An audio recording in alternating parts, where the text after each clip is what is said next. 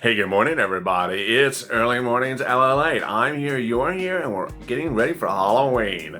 So while there may be a trick, or there may be a treat, or there may be much of nothing, Nancy Pelosi may have something for you. The question is when. And how about Donald? And what about Joe? And what about Mitch? We're getting it all together, and it might be a little spooky, it might be a little bit Temple of Doomy, but we're all here, and this is Early Mornings LALATE.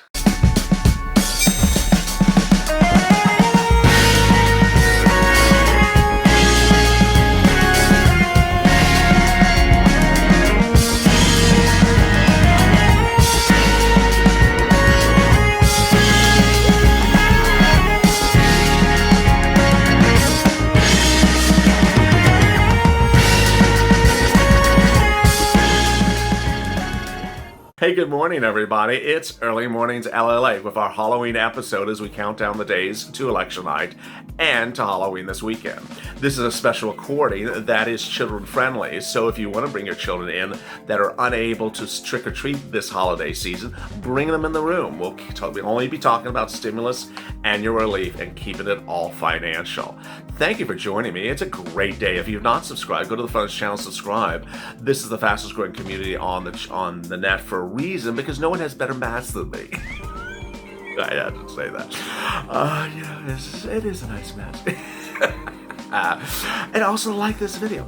I initially tried to do this recording all in character, and I was just like, I can't do the Captain Jack Sparrow, character voice the whole recording. It's just too much.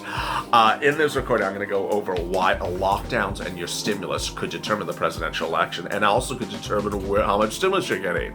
Really a shocking news and exciting news, and I'm so glad you tuned in. This is a super chat, and if you've never been part of this Early Mornings LALATE every day, wow, you're in store for some fun. This is the bottom of the hour, the 6:30 broadcast following the 6 a.m. Eastern Standard broadcast, and both of them are instant premieres. Go to the right of this video, and on the right, you will see a live chat if you're tuning in exactly when this video is going live at 6:30 a.m. Eastern Standard Time. Every day, this show has a live chat because it's an instant premiere. You can chat with your Purple Power buddies and chat about my mask and chat about your costume and your alpaca and your dog and your kitty as well. It's absolutely a lot of fun. So I love that you joined me for this live premiere this morning, and let's get to the breaking news. The breaking news as we start Thursday morning is that the new jobless numbers will be the real core and focus of the stock market as we start the new day. But whether or not the jobless numbers are good or whether they're bad, most of the stock market and most of Americans are wondering about the next wave. Yes, as the pandemic rages out of control, all these jobless numbers are much of nothing because everyone expects them to be very bad very quickly. In fact, the numbers have not improved that much, I can report to you right now, based upon how long we have been in this pandemic. If you look at the jobless numbers before the pandemic, they were at about 200,000 new jobless claims per week. As soon as the pandemic hit, we went to 1 million. Then it pulled back to about low ones for a long time, and the last few weeks has been 800,000. Bottom line is, since this pandemic started, there's been almost the same amount of jobless claims per day as when we started, whether we have been on lockdown or not on lockdown. But now, as the fall rages out of control with new COVID-19 cases, no stimulus relief in place, and the new concerns about a contested election, there's a lot of worries that the unemployment numbers in a few weeks from now could be absolutely categorically incredible. What's important to understand as you sit here today is that we're motivated. We're going to get through this together. And what I'm getting you focused on is getting the narrative very strong, very vocal, and very positive right now for how much stimulus you need in the event of lockdowns. Yes. What's important to understand is this channel did not exist in March. A lot of channels didn't exist in March. No one was really out there fighting for you for stimulus when the pandemic hit in March. And in fact, congressional leaders didn't really know what to do when the pandemic hit because no one knew much about the pandemic or how long it would go on. Well, as we sit here now, we do know there are going to be lockdowns. We do know you may have to stay in your home and you may lose your job and you may need money. So, what the Purple Power is doing with a positive outlook, a smile on our face, and a motivation every day, but maybe not a pirate's mask or a Renaissance mask, is getting the narrative out, hey, we need our second stimulus and we need our third stimulus because our third stimulus is the one for the winter carrying us into the spring. New lockdowns are expected, and this is where we are with the breaking news this morning. Last night, Joe Biden was pitted against Donald Trump as the lockdown candidate versus the non-lockdown candidate, and I'm not referring to a wrestling match. President Trump is trying to paint Joe Biden as the president who will put the entire country back on lockdown, and President Trump is painting himself as the president who will fight against all lockdowns. What's ironic about the scenario is that Trump has a good discussion there, but he doesn't take it economically to the way the discussion should be pitched or the argument should be said. Let me explain what he should have said. What he should have said, Trump, is that Joe Biden is the lockdown president and he's not going to pay you for the lockdown. He's not going to compensate you for the lockdown. What he's going to do is keep you home and give big money bailouts to Gavin Newsom and Andrew Cuomo, which is absolutely correct. Nancy Pelosi's current proposal for the second stimulus is to give you one stimulus check or a measly stimulus check for the period of the last lockdown all the way up to the present, while she wants to give big bailouts to states. And I every time I say this, I get speechless because it's hard for me to even say it. She hasn't even written a third stimulus package to give you stimulus checks, FPUC, and hazard pay from the winter into the spring. All her proposals in her second stimulus package, with the exception of FPC, which goes 1 week into January, expire in December. So she doesn't even have anything that even covers you through the thick of winter. She hasn't prepared for it. She hasn't planned for it. And here's the data coming out overnight. You know, one of the things I'm going to give you in this update is lockdown numbers here in the United States, lockdown numbers internationally, and lockdown numbers as they impact economics. And what I always miss in broadcast news, and that's what I want to bring back into this channel a lot for you, is international perspective, because there's a lot of international data that shows you stimulus, economic numbers, lockdowns, and how it works. And you often don't get it on broadcast news in the United States. This last Tuesday, the city of Melbourne ended a lockdown that started July 7th.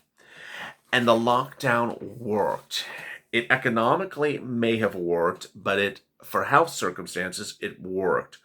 I'm pretty proud of what we've achieved here, said Professor Sharon Levin. The outcome has been extraordinary without its pain, though. Europe and U.S. are facing enormous numbers in Victoria, which is Melbourne. We've had an isolated outbreak pretty much in Melbourne, and the rest of the country is extremely low, and in many states, zero numbers. We absolutely had no choice but to go into significant lockdown if we're going to rejoin the rest of the country, and that gave us motivation. So on Tuesday, 5 million residents of Melbourne, which is a small town, we're saying 5 million, came out of that lockdown.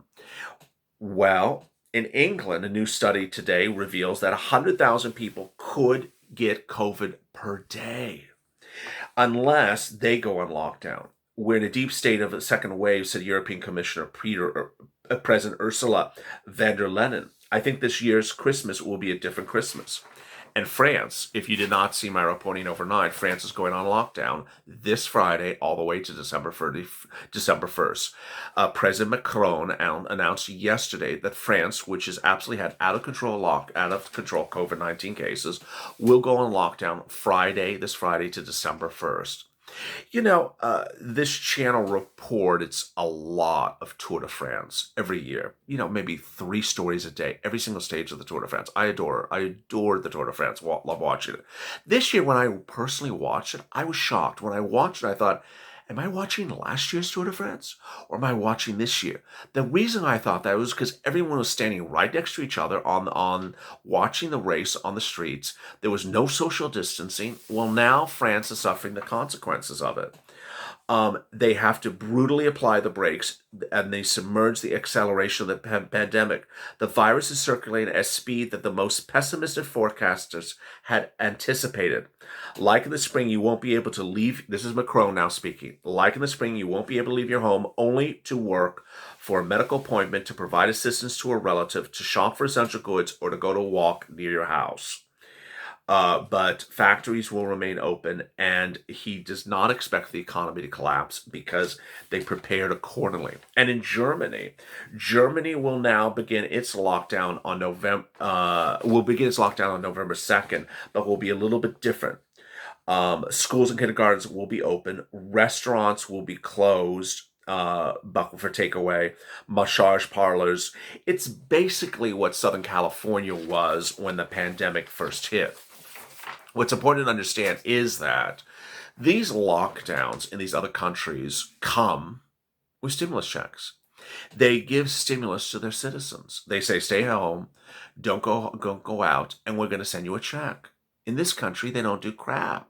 They literally don't do a single thing, and that's what's made of viewers very disconcerted. And Federal Reserve Jerome Powell says this is a problem.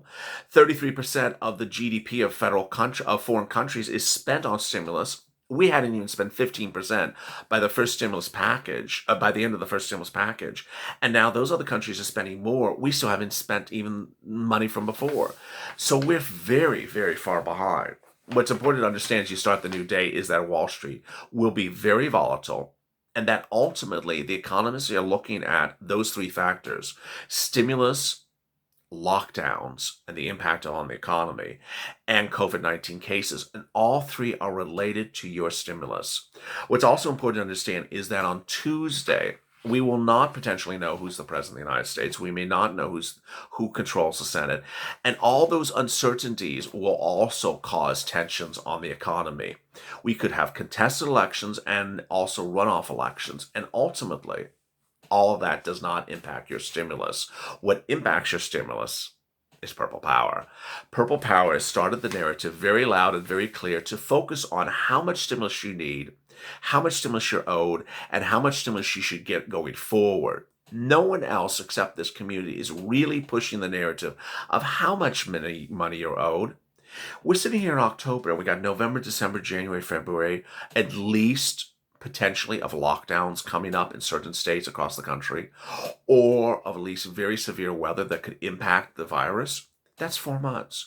How many stimulus checks are the Democrats going to give us for that period of time? How many stimulus checks are the Republicans going to give us for the time? How much unemployment assistance, FPUC, are the Republicans going to give us? How much are the Democrats going to give us? And how about hazard pay? If you work in a grocery store over those 4 months, are you going to get hazard pay, or are you not going to get hazard pay?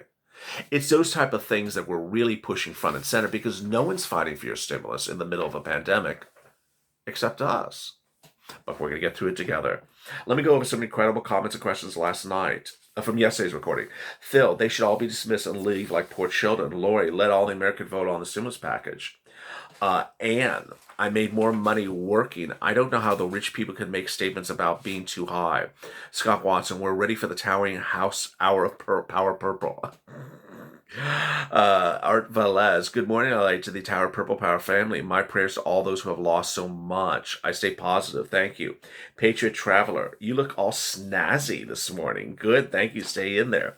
Jacqueline Bishop, good morning, everyone. Purple Power. Maggie G, hey, Purple Power. Joyce Bell, the next thing I want to hear is, hey, America, it's a law. Victoria Perez, right here in Albuquerque, New Mexico. Good morning. Let's get the Purple Power going. I love that. Karen Jones, good morning, Purple Power family. This broadcast really showed me how the government really cares about us. Come on, people, get it done. George Hendrickson, good morning from Astoria, Oregon. And the Purple Power family want to thank you for not giving up when we feel defeated and motivate. You never feel defeated. If you don't have your mask on, get your mask on, get ready, and get joining when ready with me today.